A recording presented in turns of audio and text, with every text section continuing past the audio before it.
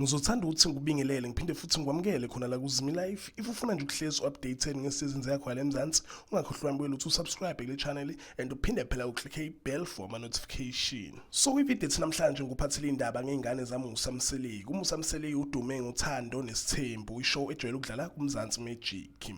Kuneyindaba ezimnandi ngikuphathele zona ikhishow wona kuMzansi Magic ukuthi kuneshow entsha ezobe idlalwa yizo ingane zakhe uMusa Mseleku. Igama le TV show izobe ibizwa kuthiwa Izingane Ze'sthembu, izobe about ingane zakhe kuMusa Mseleku.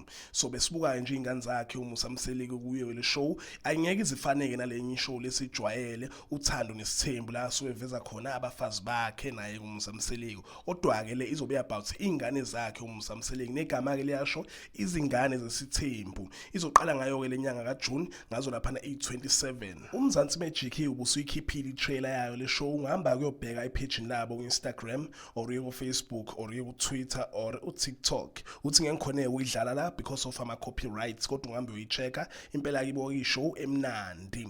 So if umthandwayo ke, if umthandi wothando nesithembu, obviously uzoyithanda ke le show Ingane Ze'sthembu. So bengifuna uku-update ngayo le ndaba mbukeli, ncitha ungakhohlwa ke nje ukuthi like le video ayengithike nje. Danke, ngiyazibongela.